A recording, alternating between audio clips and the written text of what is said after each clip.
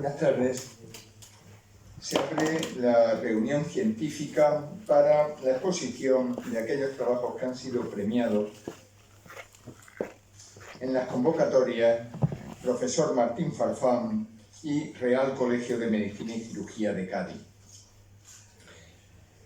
El premio In Memoriam Profesor Martín Farfán de 2022, patrocinado por la Facultad de Enfermería y Fisioterapia de la Universidad de Cádiz, nos acompaña su decana, y dotado con 600 euros, fue convocado sobre el tema Trabajo de investigación original sobre salud pública. Fue concedido el trabajo titulado Neonatal Oropharyngeal Infection by HPU in Our Area. Resultaron ser sus autores don Jesús Joaquín Hijona Elósegui, licenciado en Medicina y Cirugía con grado de doctor, doña María Soledad Sánchez Torices, doña Ana Cristina Fernández Rízquez, don Juan Francisco Expósito Montes y don Antonio Luis Carballo García, de Jaén. El premio le fue entregado el día 26 de enero del 2023, coincidiendo con la apertura del curso. Doctor Hijona, si tiene a bien, exponga el trabajo.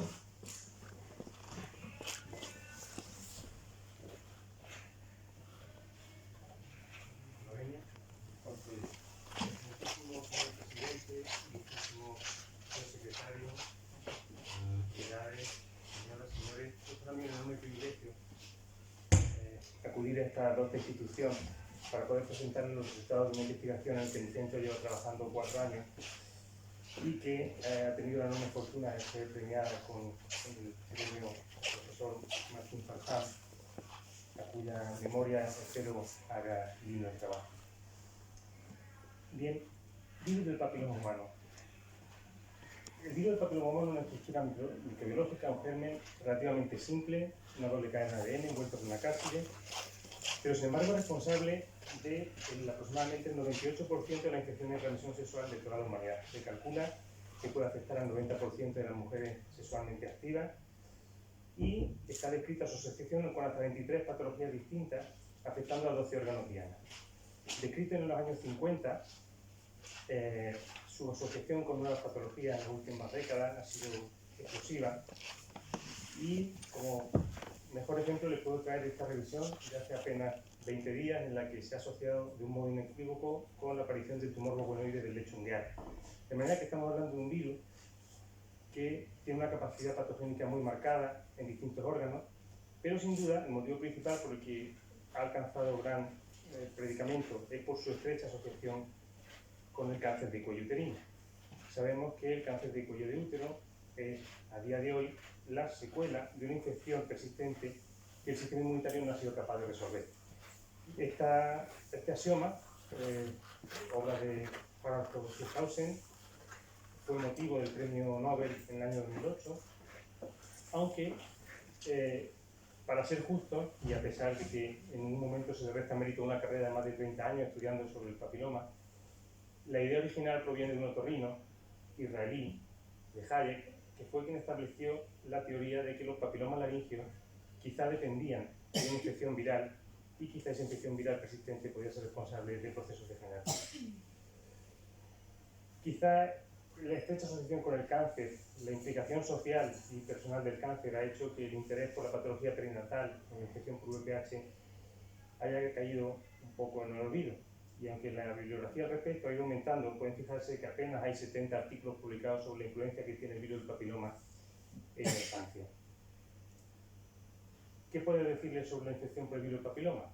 Bueno, pues está descrita la presencia del virus del papiloma humano en recién nacido, en líquido amniótico, en leche materna, en líquido seminal en espermatozoide, y se ha estimado que los mecanismos de transmisión son esencialmente verticales, aparte evidentemente de la transmisión sexual, pero en la infancia se ha propuesto que el mecanismo esencial por el que se puede producir una transmisión de la madre al hijo del virus del papiloma es por el mecanismo de colonización ascendente desde las secreciones del cuello y de la vagina y a través del cuello del útero. Lo cierto es que se desconoce si existen mecanismos de atravesamiento viral de la placenta, aunque no se ha descrito hasta el momento la existencia de una epidemia. Bien, Existe solamente una revisión sistemática sobre la influencia que tiene el virus del papiloma humano en la infección perinatal. Y las conclusiones son demoledoras. No se conoce con exactitud sus causas, no se consigue saber con certeza cuál es su frecuencia y tampoco se puede establecer con certeza cuáles son sus consecuencias. Con este planteamiento, el objetivo inicial de nuestro grupo fue establecer cuál es la prevalencia de infección orofaringea por VPH. Decidimos hacerlo en madres que habían tenido un parto vaginal y eran portadoras asintomáticas del virus. También tratamos de estimar qué proporción de colonizaciones orofaringeas eran atribuibles al paso del feto a través del canal del parto. Y por último, tratamos de establecer cuál es la tasa de infecciones orofaringeas por virus del papiloma que se convierten en persistentes. La clave de la infección por el virus no es la infección en sí, sino su persistencia. Y por convenio se ha aceptado que 12 meses, la presencia de una misma cepa, de un mismo genotipo a lo largo de 12 meses en una misma localización, es lo que a día de hoy se conoce como infección persistente. Para alcanzar estos objetivos pusimos en marcha una metodología basada en un estudio observacional, descriptivo, prospectivo, en el que se evaluó una cohorte de neonatos que habían nacido mediante parto vaginal y cuyas madres estaban siendo colonizadas por el virus del papiloma humano en el momento del parto. A esa cohorte de niños se les hizo un seguimiento, de manera que se estableció, se exploró la posibilidad de que estuvieran colonizados en su orofaringe por virus del papiloma en el parto, entre 7 y 10 días después del parto, al año del parto y a los 2 años del parto. En el fondo, tratamos de hacer un estudio de observaciones repetidas en el tiempo a una misma cohorte de pacientes y hicimos un seguimiento caso a caso para poder establecer cómo evolucionaba cada uno de los individuos que participaban y también para poder establecer una correlación entre los resultados que había en el cuello materno del cual suponíamos que derivaba esa infección. Bien, evidentemente ese seguimiento y esa seriación en las pruebas de VPH era capaz de responder a esos dos primeros objetivos para establecer la prevalencia. Pero ¿cómo podíamos saber qué porcentaje de esas infecciones derivaban del parto? Bueno, para eso necesitábamos hacer algo más. No bastaba con hacer las típicas determinaciones de VPH en el canal de parto en la orofaringe. Había que mirar también el medio interno. Había que mirar cuál era el medio interno endouterino, lo que clásicamente se ha denominado el seno materno, y que está compuesto básicamente por una placenta, por el cordón y por el líquido amniótico, que se supone que sirve de un mecanismo aislante para el feto. ¿Cuál es la población de estudio?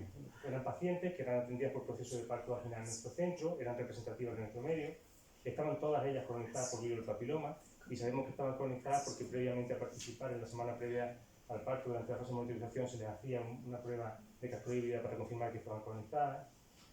Eran mujeres que no tenían lesiones en el tracto genital. Decidimos hacerlo así por dos motivos. Primero, porque si hay lesiones en el tracto genital, se supone que no es prudente abordar un parto vaginal para evitar lesiones en la madre. Y en segundo lugar, porque esas mujeres que tienen lesiones probablemente tengan un sistema inmunológico distinto que puede conferir unas peculiaridades distintas a la infección y que podrían indirectamente afectar al modo en que ella se transmite al feto, una recién nacida. Bien, se excluyeron aquellas pacientes que tuvieron un parto mediante cesárea. Como bien saben, el parto se sabe cómo empieza, no cómo acaba.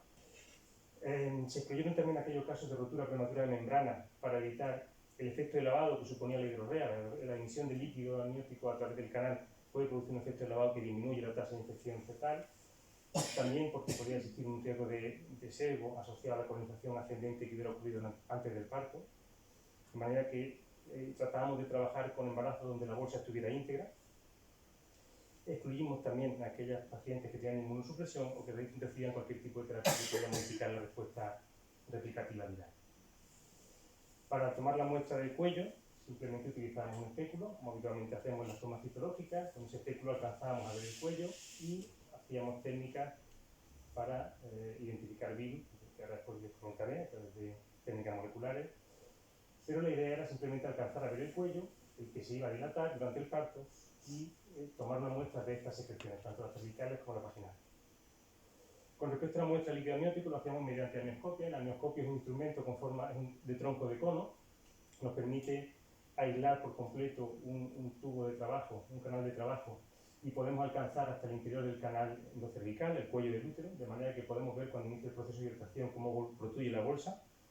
A través de esa bolsa protuyendo tomamos una muestra en condiciones de esterilidad, despreciamos los primeros 5 mililitros para evitar contaminaciones por el mecanismo de función, podría haber virus del papiloma en la superficie de las membranas cuando se pinchó. Y con respecto a la muestra de cordón, utilizamos muestra venosa de cordón. El motivo por el que utilizamos muestra venosa es porque la vena se comporta como una arteria. La vena es realmente el vaso que perfunde al feto, y creíamos que la presencia de una infección sistémica materna podría detectarse con mayor facilidad a través de la identificación de la vena. Hacíamos un lavado mecánico por arrastre de la superficie del cordón y se practicaba una punción en condiciones de esterilidad de la vena, retirando también los primeros 3 o 4 mililitros de sangre para realizar un efecto de lavado mecánico. En cuanto a la muestra orofaringia, se lo hizo con un hisopo, se frotaba la mejilla, la barca interna de la mejilla, la lengua, el suelo de la boca, el paladar, y se aplicaban las mismas técnicas de hibridación. La técnica para la detección del PCR, la que a día de hoy, la detección por PCR-VPH, la que a día de hoy se considera estándar como técnica más sensible y específica, y es la aplicación de ensayos moleculares de PCR con microreacción en cadena polimerasa, con microarray, que detectaban las proteínas, los genes 5 y 6, codificadores de proteínas, y posteriormente se aplicaba el inmunoensayo enzimático para establecer qué tipo de cepa, qué tipo de genotipo colonizaba esa mujer. Es decir, no solamente identificamos la presencia y ausencia de virus, sino que establecíamos cuál de los genotipos presentes estaba. Esta es la denominación de la marca comercial. Bueno, con respecto al tamaño muestral, era una incógnita y era muy difícil resolver cuántas mujeres necesitábamos recoger para que esos resultados fueran representativos. No tenemos ninguna estimación local, regional ni tan siquiera europea de cuál es la tasa de mujeres que están colonizadas. No disponemos de ninguna, de manera que utilizamos solamente el ensayo más amplio de Medeiro, que había recogido esos 70 estudios y que, para que se hagan un poco la idea, solamente recogía, el más extenso de ellos recogía 25 casos, ¿no? Con esos datos, y teniendo en cuenta que la tasa de colonizaciones podía oscilar, según los datos, entre el 2 y el 70%, tratamos de aplicar la fórmula de Rogan y Gladen para la estimación de prevalencia, y el resultado fue una muestra que al menos superara los 90 casos, porque ello nos permitiría un error estimativo en torno al 3% para un nivel de confianza muy alto, el 95%. Bueno, ¿cuáles son los resultados? Hicimos muestras en el cervical de la madre, y tomamos muestras del líquido amniótico, del cordón, de la faringe. Bueno, tuvimos que recoger 117 casos, de los cuales descartamos 27.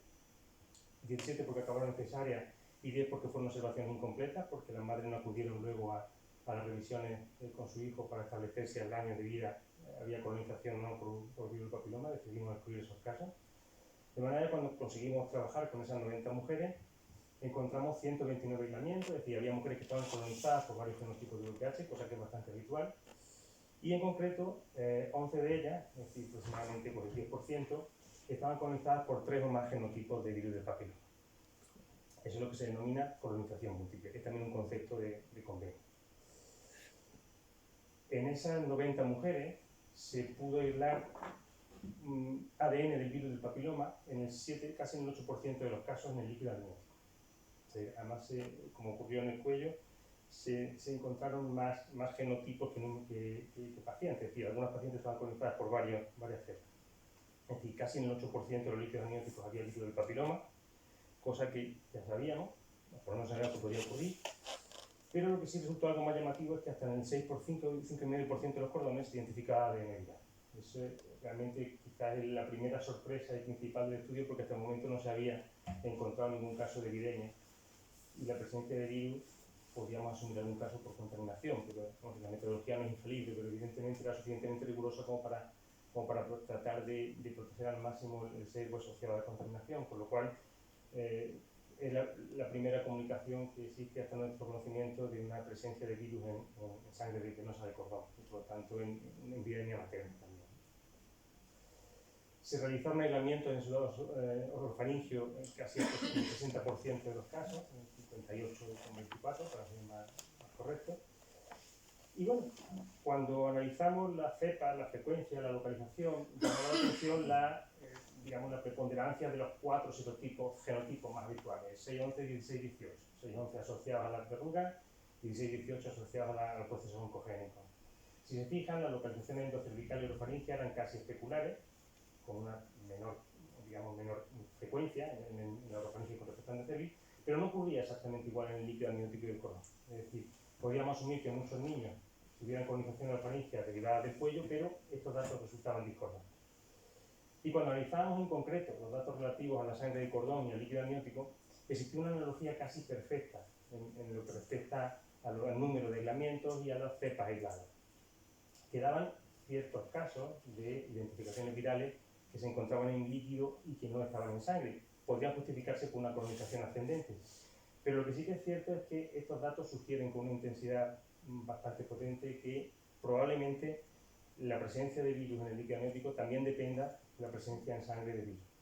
La sangre, al fin y al cabo, perfunde al feto y el feto, a través de su orina, produce parte del líquido amniótico, con lo cual suponemos, o por lo menos hay indicios más que razonables para creer que existe una viremia asociada al virus del papiloma humano, la infección por virus del papiloma humano. ¿Y qué ocurrió con los 53 aislamientos faringios? Como se estudiaron esos casos, hubo una concordancia completa en cuanto al número y en cuanto al tipo de genotipos aislados, pues prácticamente en el 80-90% de los casos. Hubo 8 casos de discordancia porque se aislaron menos cepas de VPH en orofaringe de las que existían en el cuello de la madre, pero coincidían. Es decir, parece que no todos los casos se transmitían, todas las cepas se transmitían con igual intensidad. Y lo más curioso es que hubo también un caso de discordancia porque hubo un caso donde se pudo encontrar en orofaringe, en líquido y en sangre virus del papiloma humano, y esa cepa no se encontraba en el endocervix de la madre, en el canal de la madre. Con lo cual, es verdad que es un caso, y un caso no es una norma, pero resulta algo inquietante pensar que pueda haber algún otro mecanismo para que exista una infección viral que no sea el exclusivo paso por el canal del parto o a través de la sangre. Por tanto, cuando estudiamos los pares madre-hijo, aproximadamente la tasa de uno de los primeros objetivos, que era establecer cuál es la tasa de colonización, pues por la tasa de colonización en madre inmunocompetente, cuyo hijo había nacido de forma vaginal, la tasa de colonización era de casi el 60%. A los pocos días esa tasa iba bajando y al año ya la tasa quedaba en aproximadamente un 6%, que es precisamente el concepto de persistente. Lo curioso de la serie es que no se produjo ningún aislamiento de una cepa que no estuviera en el momento del parto a lo largo de ese año, es decir, no se produjeron infecciones neonatales por el virus del papiloma humano. O si las hubo, se reinfectaron por el mismo genotipo, cosa que parece poco probable. De manera que la tasa de persistencia ronda el 6%. ¿Y por qué tiene interés esa población? Bueno, pues porque suponíamos que esa población tenía alguna peculiaridad. Suponíamos que habían tenido un mecanismo de infección distinto, creíamos que probablemente había alguna cepa que fuera más agresiva que otra. Bueno, la serie de pacientes que habían sido persistentemente conectados por el virus del papiloma, esos portadores crónicos del virus del papiloma neonatales, se caracterizaban por tener madres que habían estado colonizadas entre 3 y 5 serotipos en el momento del parto, y la inmensa mayoría eran colonizadas múltiples. Eran casos donde no se había producido aislamiento amniótico ni hematógeno, por lo cual la teoría de que la infección sistémica podría ser más grave, pues parece que se nos viene un poco abajo. Deben de ser factores más locales. Y en cuanto a genotipos, sí que está claro que el más prevalente es el 17, lo cual cuadra un poco con todas las estadísticas que tenemos de distribución epidemiológica de virus, tanto en fetos como recién nacidos, como en madres adultas. Cuando prolongamos el seguimiento de esta corte a los 24 meses, encontramos un repunte en la tasa de colonización orofaringe. Entonces, las tasas habían ido descendiendo progresivamente, desde el nacimiento a los días, había habido un descenso muy marcado de los fetos colonizados, pero se produjo un repunte. Y este repunte, que correspondía a 9 casos, a 9 niños, a los 2 años del parto, estos 9 niños estaban compuestos por 3 casos que eran estables desde el año, es decir, eran 3 niños que al año eran considerados portadores crónicos y que seguían siendo portadores a los 24 meses. No había habido ningún cambio en el número de genotipos ni en los genotipos en sí. Pero se habían producido 6 infecciones durante la infancia. Se habían producido a lo largo de ese año 6 infecciones por 6 nuevas variantes de virus del papiloma, que la verdad es que habían sido asintomáticas, o por lo menos revisando la historia clínica de esos niños no existía ninguna consulta ninguna consulta que justificara algún síntoma. Habían sido asintomáticas o quizá pasaron inadvertidas. ¿Cuáles son los principales hallazgos? Para acabar.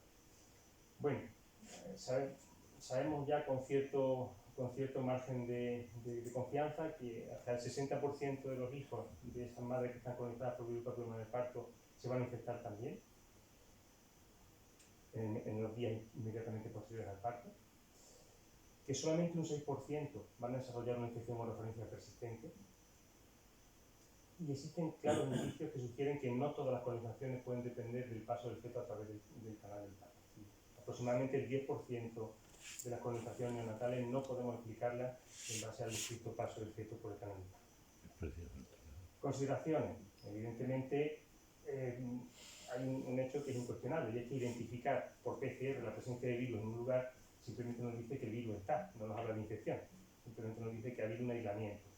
Es muy probable que buena parte de esos aislamientos sean transitorios, sean irrelevantes, puedan considerarse colonizaciones y no infecciones en el sentido estricto como patología, pero lo cierto es que desconocemos cuáles son las implicaciones de la infección crónica, por lo cual será el tiempo que nos enseñe hasta qué punto esta alarma que nos genera pensar que el 6% de los colonizados se convierten en portadores crónicos, pues es una amenaza real o simplemente es una coincidencia, una anécdota biológica. Es posible que exista contaminación de las muestras, es evidente que no podemos conseguir la seguridad absoluta. Intentamos generar una metodología que minimizara lo posible las contaminaciones. Y en cuanto a la fiabilidad de los resultados, pensar en el fallo de las técnicas de PCR con enzima inmunoanálisis es extraordinariamente improbable. Se asume que solamente una de cada 100.000 podría fallar, con lo cual damos como bastante representativos los resultados de la situación real de colonización. Y en cuanto a la posible influencia que podría ejercer la vacunación en la serie, pues solamente 3 mujeres estaban vacunadas previamente con al menos una dosis de la vacuna frente al virus papiloma, con lo cual parece que la influencia que podría ejercer la inmunización primaria materna sobre la transmisión fetal era mínima. ¿Qué idea me gustaría hoy transmitirles? Bueno, pues la misma. El 60% de los niños cuya madre está infectada van a acabar infectados, el 6% serán portadores persistentes del virus a nivel orofaringeo, que el mecanismo principal, pero no el exclusivo, para la transmisión vertical del virus papiloma es la transmisión transvaginal e intraparte. Y sobre todo, bueno, pues transmitir 3 ideas que creo que son fundamentales, que el potencial preventivo de la vacuna frente a los serotipos 6, 11, 16 y 18, que fue las que están diseñadas, las vacunas que actualmente están comercializadas, parece muy importante, que desconocemos gran parte de la historia clínica de la enfermedad, y que precisamente por eso es crucial profundizar en qué factores determinan que unos niños se infecten y otros no, y sobre todo en establecer qué factores condicionan la persistencia a lo largo del tiempo. Muchas gracias.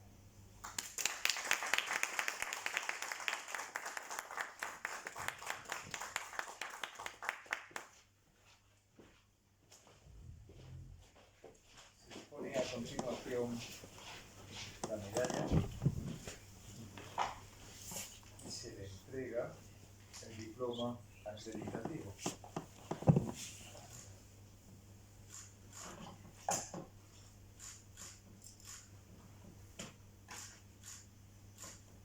Enhorabuena. Siéntese con nosotros.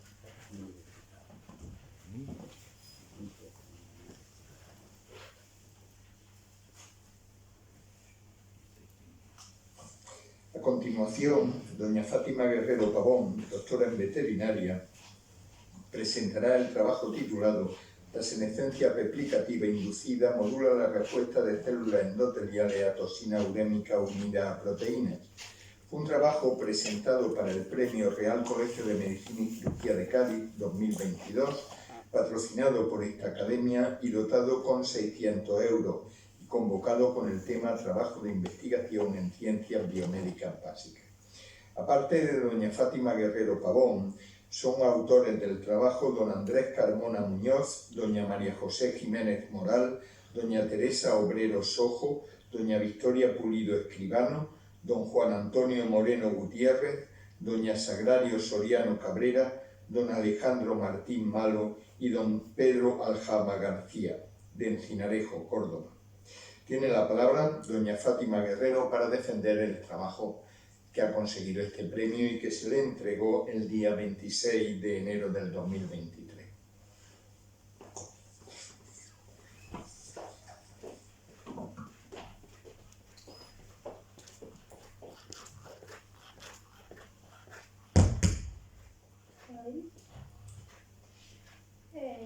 Excelentísimo señor presidente, ilustrísimos señores académicos, señores, señoras, buenas tardes. En primer lugar, me gustaría agradecer al Comité Evaluador de la Real Academia de Medicina y Cirugía de Cádiz por considerar este trabajo merecedor de este reconocimiento. Y además para mí es un orgullo tanto profesional como personal que se me distinga con la categoría de académica correspondiente por institución. Bien. Mi nombre es Fátima Guerrero, soy doctora en veterinaria e investigadora postdoctoral en el Instituto Maimónides de Investigación Biomédica de Córdoba. Y el trabajo que hoy vengo a exponerle lleva como título Senescencia replicativa inducida modula la respuesta de las células endoteliales a proteína urémica unida a proteína. Comienzo mi introducción haciendo referencia a una frase de un famoso médico inglés, Thomas Sydenham, que dice que el hombre es tan viejo como sus arterias. En efecto, envejecer lleva asociado un deterioro en la mayor parte de los tejidos de nuestro organismo y particularmente en nuestro sistema circulatorio. De hecho, actualmente se entiende que la enfermedad cardiovascular tiene como principal factor de riesgo el envejecimiento. Pues bien, en nuestro endotelio vascular, el envejecimiento se asocia con un acortamiento de los telómeros, con un aumento en marcadores de apoptosis y de senescencia, con un aumento en la producción intracelular de especies reactivas de oxígeno. Además, estas células disminuyen su capacidad de proliferación y adquieren un fenotipo secretor asociado a la senescencia que implica que estas células van a secretar al medio exterior citoquinas proinflamatorias.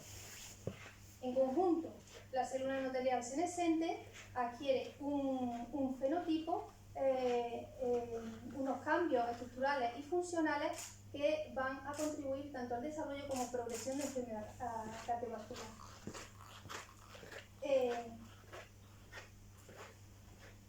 El envejecimiento fisiológico es consecuencia del paso del tiempo y se asocia con la edad. Sin embargo, el envejecimiento vascular también puede ser inducido precozmente bajo ciertas condiciones o situaciones patológicas, como es el caso de la enfermedad renal crónica.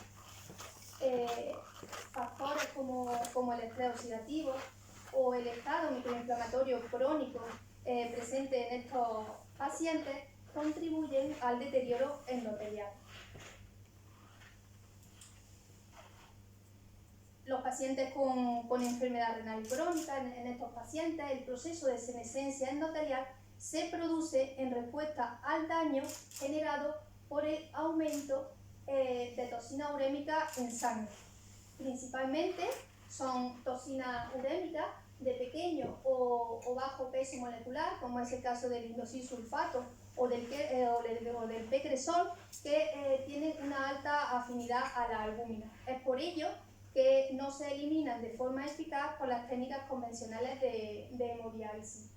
Estas toxinas son particularmente dañinas para el endotelio vascular y además el aumento de toxina urémica se ha relacionado estrechamente tanto con la progresión de enfermedad renal como cardiovascular, así como de mortalidad cardiovascular en estos pacientes urémicos. Los modelos in vitro de daño endotelial inducido por indosylsulfato y P-cresol se utilizan ampliamente en las investigaciones. Sin embargo, las concentraciones utilizadas de P-cresol y de indosylsulfato varían mucho, y esto explicaría en parte la discrepancia entre los resultados. Y además, la mayoría de los estudios realizados se han llevado a cabo con células endoteliales jóvenes. Es por esto que no hay evidencia hasta la fecha que este modelo de daño endotelial se haya llevado a cabo en células senescentes, y además los mecanismos moleculares por los cuales las toxinas urémicas ejercen sus efectos deletéreos sobre la senescencia endotelial no están de todo claros. En base a esto, nos propusimos en este trabajo nos propusimos dos objetivos. El primero, evaluar el efecto de diferentes concentraciones de toxina urémica, indosilsulfato y pecresol sobre la apoptosis, estrés oxidativo y proliferación endotelial durante la senescencia replicativa inducida. Y segundo, determinar el efecto de la toxina urémica, indosilsulfato y pecresol, sobre la senescencia precoz y el daño vascular. Para llevar a cabo el primer objetivo, se desarrolló un modelo de senescencia replicativa inducida mediante pases o subcultivos celulares. De forma breve, las células endoteliales se cultivan en frascos con medio específico enriquecido. Cuando se llega a una confluencia cercana al 80%, las células se incuban con tripsina, que es una proteasa que escinde las proteínas de adhesión de la membrana celular. La célula se disocia y se queda en suspensión. Esta suspensión celular se recoge, se centrifuga y se cuenta y se vuelve a transferir a frascos a una densidad adecuada. Todo este proceso conllevaría un pase o subcultivo celular. Basado en resultados previos publicados en nuestro grupo de investigación, las células, en base a sus características senescentes de beta-galactosidasa y acortamiento telomérico, se clasificaron en células jóvenes, aquellas células comprendidas entre los pases 2 a 9, células intermedias, comprendidas entre los pases 15 a 25, y las células senescentes, aquellas células con más de 30 subcultivos. Para evaluar el efecto de la toxina urémica unida a proteína, indosilsulfato y pecresol, las células a los diferentes pases celulares se trataron durante 24 horas con concentraciones crecientes de indosilsulfato y pecresol. Estas concentraciones son similares a las encontradas en pacientes urémicos, desde la concentración más baja reportada hasta la más alta. Tras la incubación, las células se marcaron con anticuerpos frente a los antígenos de superficie anesina 5 e hidroetilina para evaluar apoptosis y estrés oxidativo, y frente al antígeno intracelular PSNA para evaluar proliferación. Este análisis se llevó a cabo mediante citometría de flujo. Como podemos observar, el porcentaje de células apoptóticas aumentó de forma significativa y progresiva a medida que aumentaban el número de pases celulares. Del mismo modo, se observó que las células senescentes presentaban niveles de hidroetilina más altos y de forma significativa con respecto a las células intermedias y células jóvenes. Y además, las células intermedias mostraron un aumento significativo en los niveles de hidroetilina con respecto a las células jóvenes. Por el contrario, las células senescentes mostraron una disminución significativa en los niveles de PSNA en comparación con las células intermedias y células jóvenes, y de nuevo pues vimos este efecto diferencial entre los grupos de células intermedias y células jóvenes.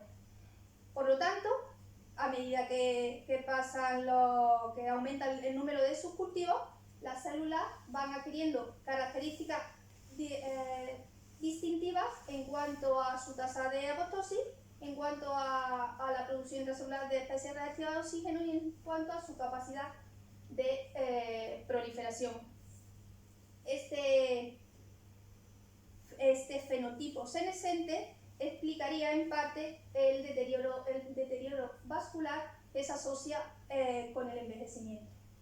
Pues bien, nosotros dimos un pasito más y quisimos evaluar el efecto de la toxina urémica, indosilsulfato y pecresol durante la senescencia. Y observamos cómo el porcentaje de células apoptóticas aumentó de manera significativa y progresiva en aquellas células tratadas con dosis crecientes de indosilsulfato con respecto a las células control, aunque solo observamos una diferencia significativa dependiente de dosis en las células jóvenes. En el caso de pecresol, se necesitaron las concentraciones más altas de pegresol para poder observar una diferencia significativa con respecto a las células control. Del mismo modo, se observó que los niveles de hidroetidina aumentaron de forma significativa y progresiva en las células tratadas con ambos solutos, tanto indosilisulfato como pegresol.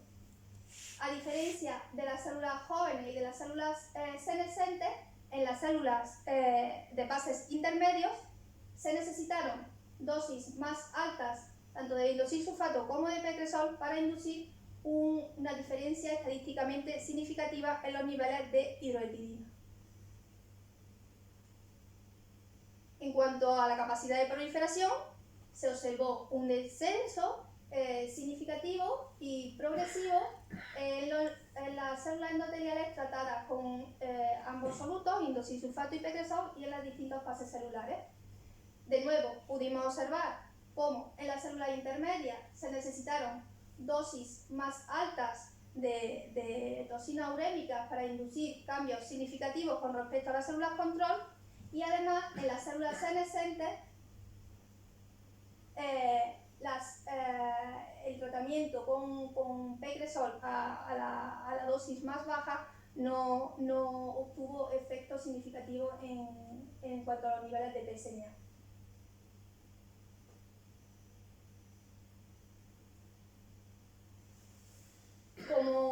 Como comentaba anteriormente, la mayoría de los estudios publicados en el que se evalúan el efecto de la toxina urémica sobre el daño endotelial se han llevado a cabo en células endoteliales jóvenes. Por lo tanto, nuestro trabajo es el primer estudio en el que se evalúa el efecto de la toxina urémica sobre el proceso de senescencia. Y curiosamente, nosotros hemos observado cómo la célula senescente sigue siendo inducible por estímulos externos. Esto implica que la célula senescente permanece en el endotelio vascular, creando un microambiente adverso que va a contribuir al daño en un endotelio envejecido. Y esto podría explicar en parte por qué los pacientes con enfermedad renal crónica de edad avanzada son más propensos a desarrollar enfermedad cardiovascular. No solo observamos cómo las células endoteliales senescentes seguían siendo inducibles por estímulos externos, también observamos cómo células jóvenes tratadas con indosilisulfato y con pegresol adquirían características de apoptosis, de estrés oxidativo y de proliferación similares a las encontradas en las células de pases más avanzados. Por lo tanto, la toxina urémica indujeron senescencia precoz en células endoteliales jóvenes. Para ello, quisimos determinar el efecto de la toxina urémica sobre la senescencia precoz y daño vascular en células endoteliales jóvenes. Como marcador de senescencia se evaluó la actividad beta-galactosidasa en células jóvenes tratadas con indosilisulfato y pegresol a dosis creciente. En este ensayo, el reactivo XGAL es hidrolizado por acción de la beta-galactosidasa intracelular a galactosa y un colorante azul insoluble que se observa fácilmente bajo el microscopio óptico. Pudimos observar que la actividad beta-galactosidasa aumentó de manera progresiva y significativa en aquellas células tratadas con dosis crecientes de indosilisulfato, y aunque la dosis más baja de indosilisulfato no presentó diferencia estadísticamente significativa, sí se observó un aumento relevante. Se sabe que las células endoteliales senescentes suelen tener un tamaño más grande y aplanado que las células jóvenes. En nuestros resultados, de forma paralela al aumento en la actividad beta-galactosidasa, observamos un aumento en el tamaño celular en las células tratadas con indosilsulfato. Mismos resultados se estudiaron en las células que se incubaron con pecresol. De nuevo observamos cómo la actividad beta-galactosidasa aumentó de manera significativa y progresiva cuando las células se trataron con dosis crecientes de pecresol, y esto además se acompañó con un aumento del tamaño celular. Además, quisimos evaluar la capacidad funcional de estas células, y para ello se llevaron a cabo estudios funcionales de angiogénesis y de herida. En el ensayo de angiogénesis, las células previamente tratadas con indosilsulfato y pecresol se colocaron sobre una matriz extracelular comercial y se evaluó su capacidad para formar estructuras vasculares de nodo. Los parámetros angiogénicos que cuantificamos fueron el número de segmentos, el número de branches, que se entiende como dos segmentos unidos por un mismo nodo, el número de master junction, que se entiende como tres segmentos unidos por un mismo nodo, y el total length, que se define como el sumatorio de la longitud de todos los segmentos. Pues bien, como se puede observar, a medida que se aumentaba la concentración de indosilsulfato, las células endoteliales perdían su capacidad para formar estructuras vasculares de nuevo.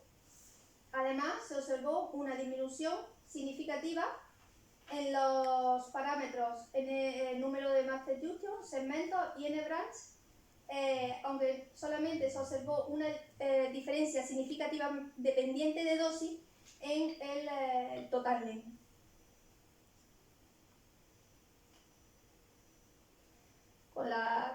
Con el pecresol se obtuvo el mismo resultado. De nuevo observamos cómo las células tratadas con dosis crecientes de pecresol disminuían la capacidad para formar nuevas estructuras vasculares, y además esto se acompañó de una disminución en cada uno de los parámetros angiogénicos estudiados.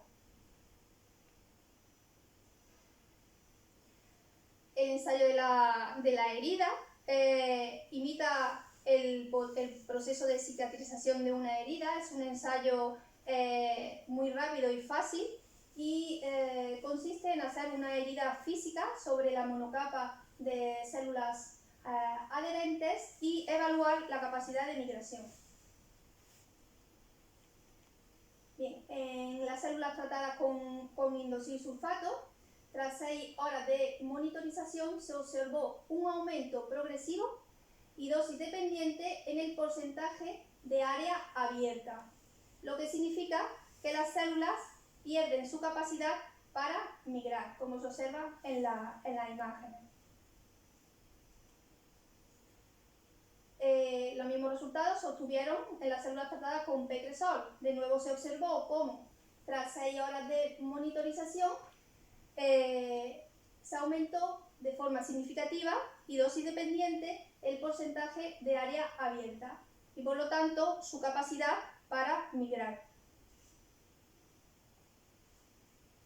Con nuestros resultados demostramos que las toxinas urémicas aceleran la aparición de un fenotipo senescente en células endoteliales jóvenes. En esta línea, estudios publicados recientemente han reportado que las toxinas urémicas causan alteraciones en la función mitocondrial, disminuyen la defensa anti-envejecimiento, inducen inflamación y senescencia celular. Todo ello promueve un ambiente pro-envejecimiento que favorece la disfunción vascular. Esta afirmación está en concordancia con los resultados obtenidos en nuestro estudio de investigación, en el que hemos observado cómo las toxinas urémicas, indosilsulfato y pecresol, alteraban la capacidad funcional de las células endoteliales, disminuyendo tanto su capacidad angiogénica como su capacidad de migración. Las conclusiones de este trabajo fueron: 1. La toxina urémica, indosilsulfato y pecresol modulan los procesos de apoptosis, estrés oxidativo y proliferación durante la senescencia replicativa. 2.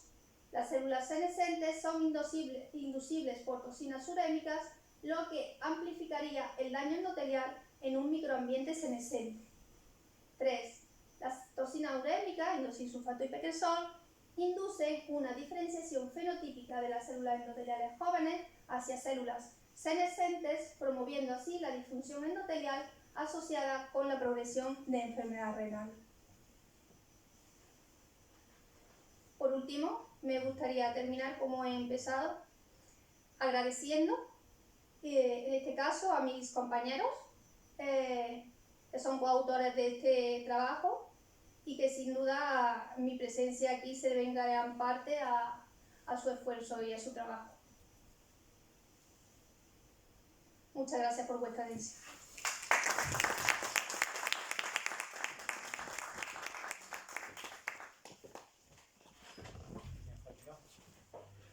Se le va a hacer entrega del diploma que la acredita como académico correspondiente y se le va a imponer la medalla como miembro de la academia. Enhorabuena. Enhorabuena.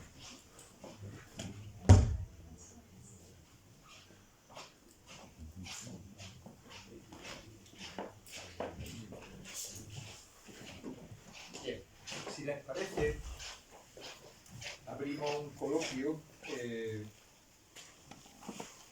con aquellas precisiones, comentarios, preguntas en definitiva que quisieran hacerle a los dos ponentes.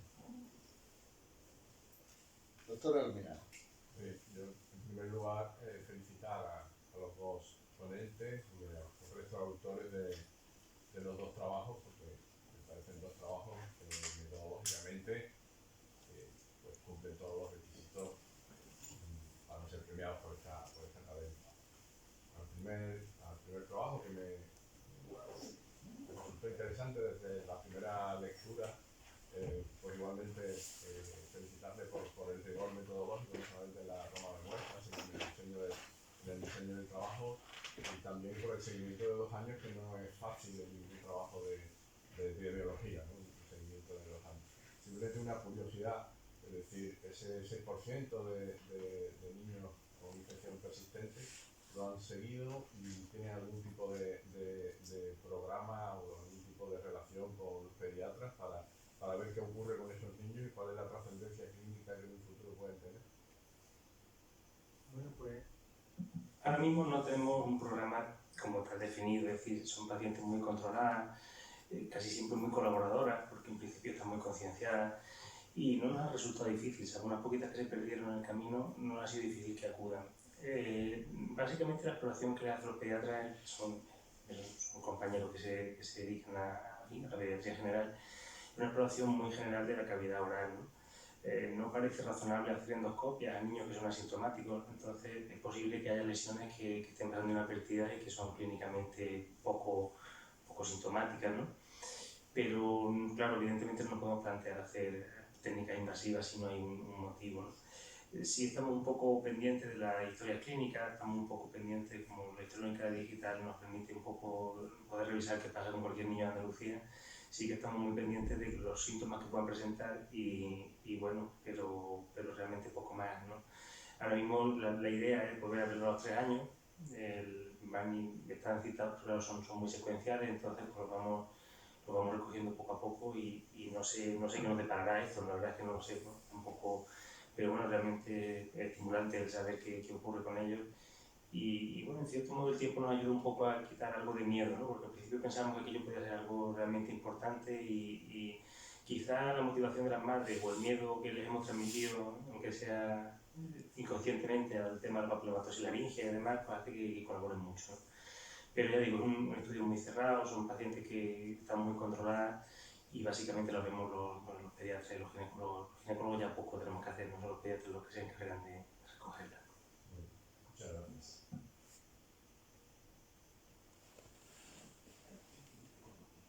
Doctor Ortiz. Yo igualmente te felicito, ¿no?, por el trabajo del estudio de la transmisión, que se podría señalar que realmente hay una transmisión vertical, ¿no?, del virus del papiloma y los escasos estudios que hay referidos en la literatura. Basta señalar, por ejemplo, que el grupo Castrillo, que tiene recogido más de 1 millón de niños recién nacidos, y que yo los presenté aquí los datos recientes de hace 2 años, pues realmente nunca se ha tratado allí exactamente, se ha hablado en las sesiones anuales de este tema.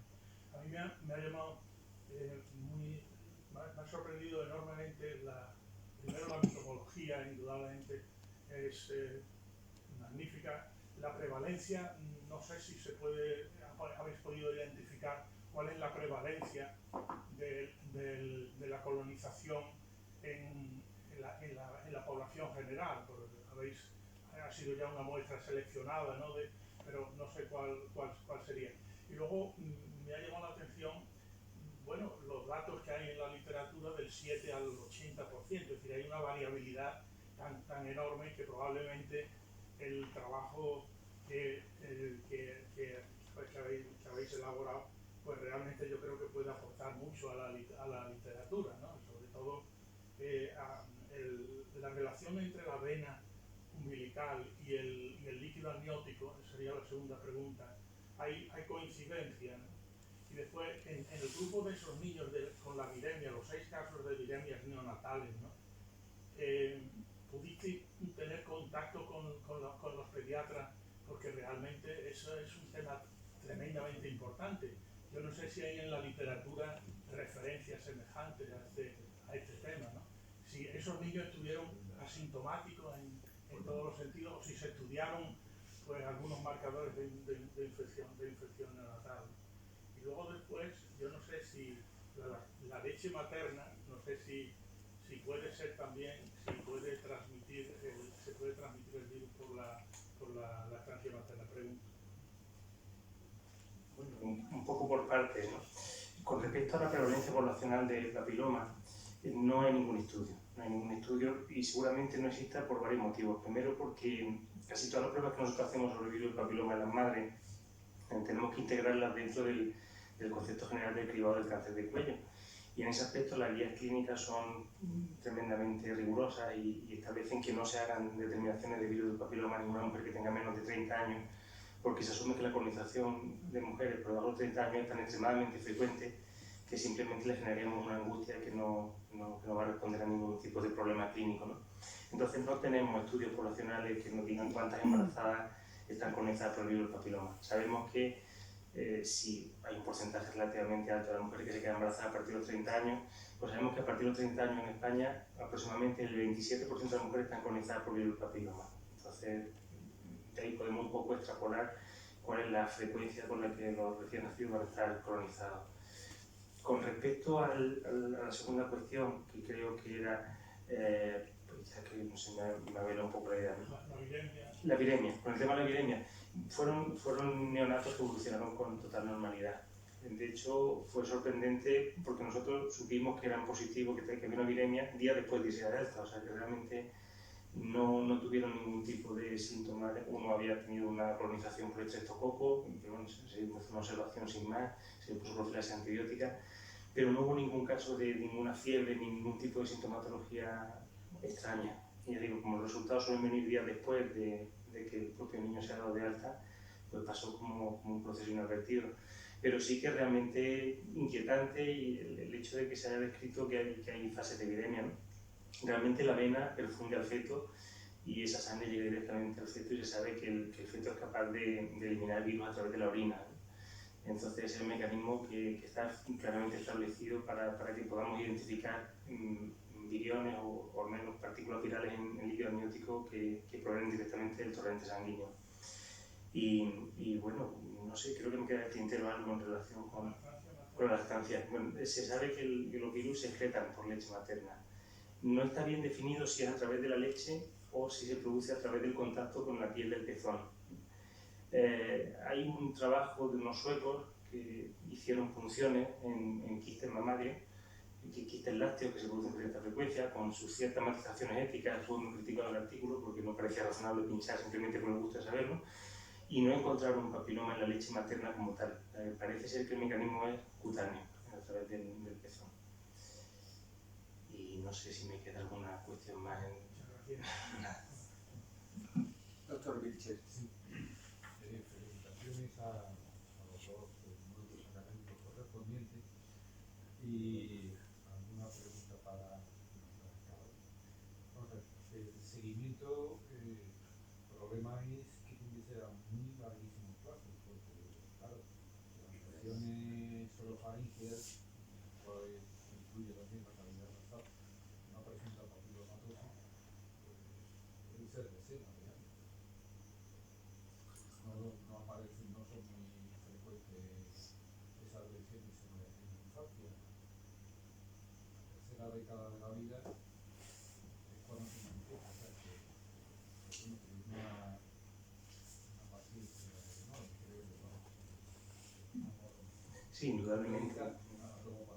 Indudablemente la carga, digamos, uno puede hacerse la idea de lo relevante que es en base a la carga de enfermedad que hay en la población adulta, ¿no? Si realmente no encontramos mucha papilomatosis, puede suponer que muchas de estas colonizaciones no tengan relevancia. Cierto es que los hábitos, las conductas de la población, de la sociedad han cambiado, que probablemente los hijos de hoy no se parecen en nada a los que éramos nosotros, las conductas de nuestras madres no se parecen en nada en cuanto a la posibilidad de haber adquirido el papiloma, porque esencialmente la transmisión es por mecanismo de transmisión sexual. Pero probablemente yo aspiro a jubilarme y que esos niños se les sigan viendo. Supongo que se puede acabar cuando alguno muera, o el niño o yo.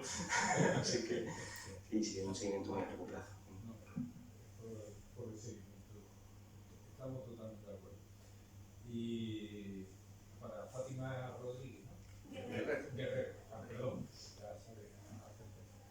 ¿Qué línea celular utilizamos? Utilizamos IUE, son unas células endoteliales provenientes de cordón umbilical humano. Correcto. Y el tema, no sé si yo me he perdido, ¿qué tienen por modulación de apoptosis? Bueno, ¿Qué es lo que han hecho para estudiar la apoptosis? nosotros lo que medimos para ver la apoptosis es el marcador anexina 5. Damos por citometría el porcentaje de células apoptóticas, que son las que marcan, son positivas para anexina 5.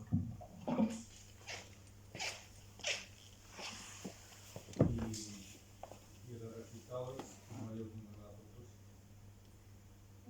Sí, un aumento en el porcentaje de células apoptóticas, pero no células muertas, sino células que son apoptóticas, que hay que diferenciar entre el concepto de muerte celular y apoptosis. De hecho, las células senescentes tienen una cierta resistencia a la apoptosis, aunque marquen anexina 5. Quizás son mecanismos que la llevan a disminuir su capacidad proliferativa. Las senescentes las envejecen.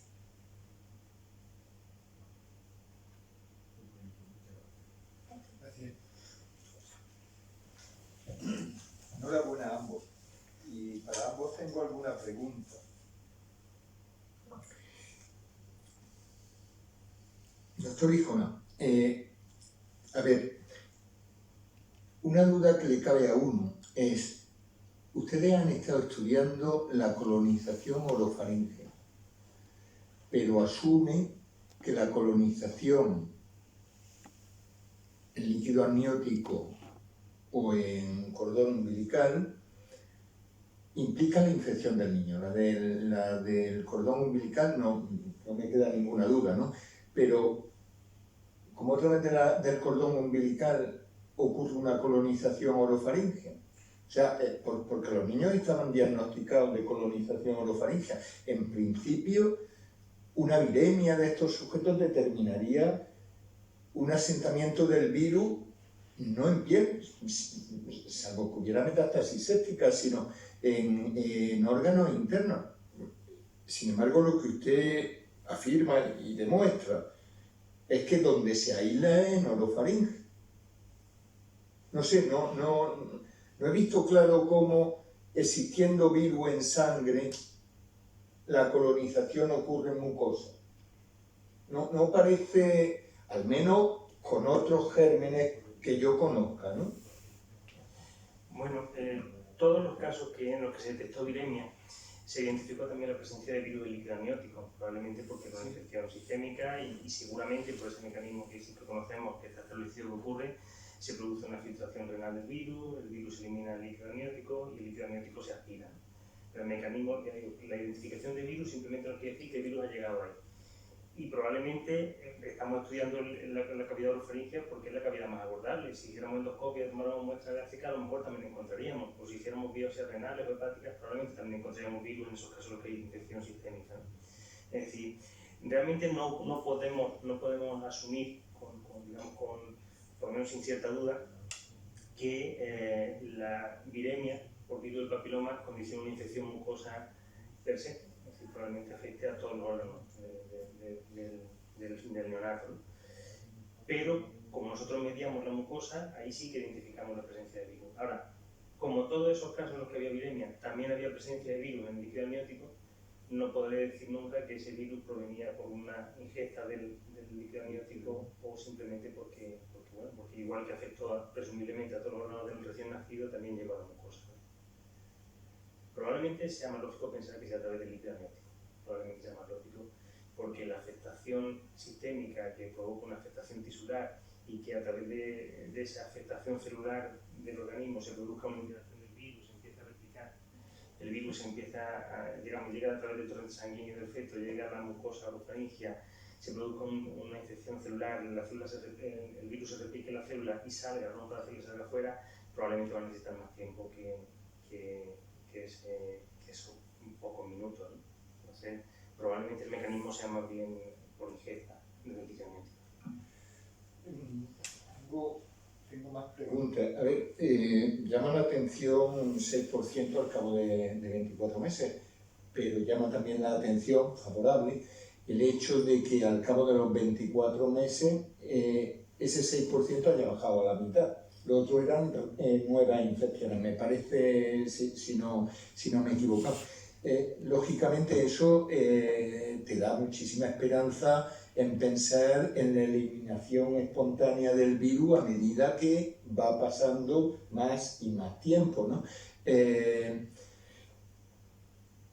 Los virus que se detectaron de nuevo a los 24 meses fueron 16, 18 o fueron por el contrario los virus que determinan verrugas.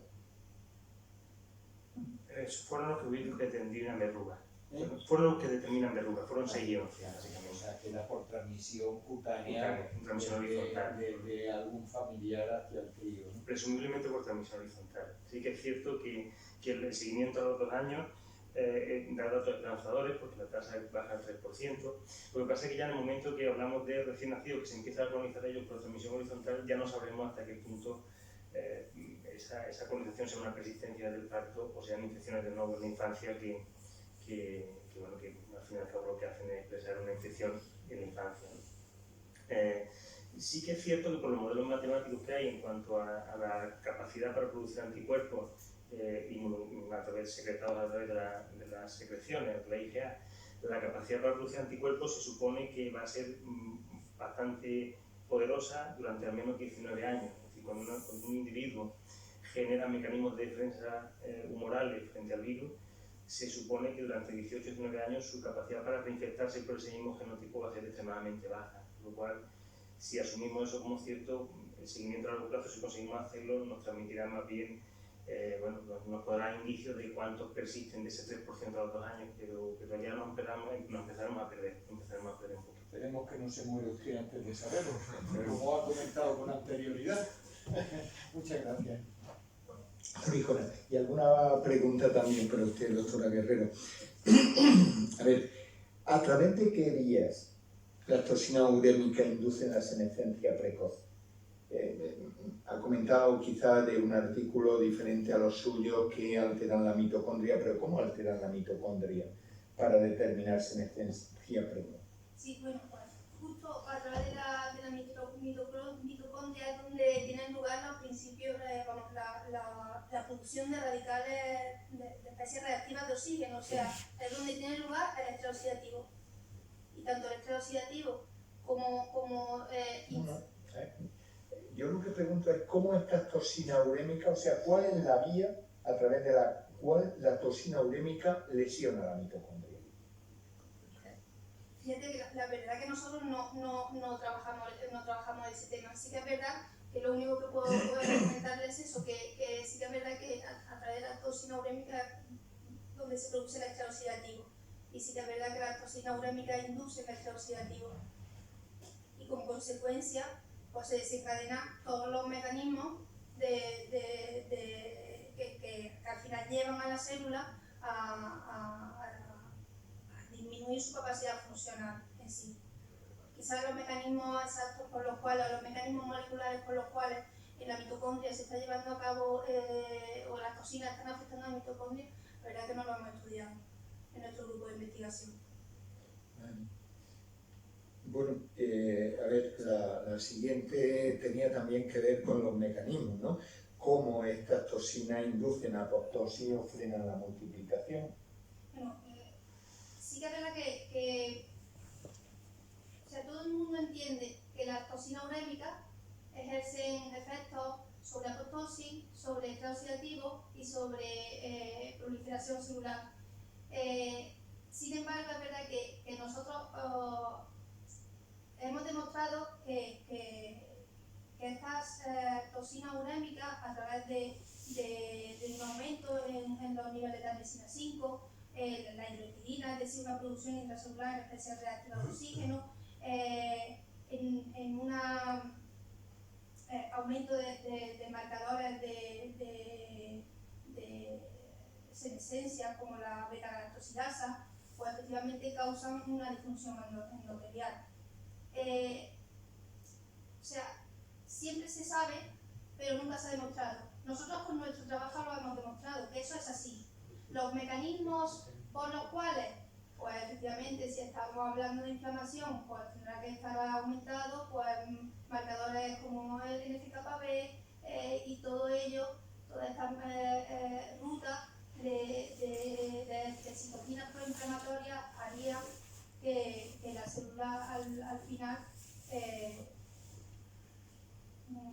disminuyera su capacidad de proliferación y alterara por tanto su capacidad funcional. Sí que es verdad que los mecanismos por los cuales se llevan no lo hemos estudiado como tal. Sí hemos visto que estas células en sí son disfuncionales. Y de hecho lo hemos visto puesto que hay una disminución en la angiogénesis y una disminución en su capacidad de migración. Mecanismos moleculares como tal no lo hemos estudiado. Muchas gracias, doña Fátima.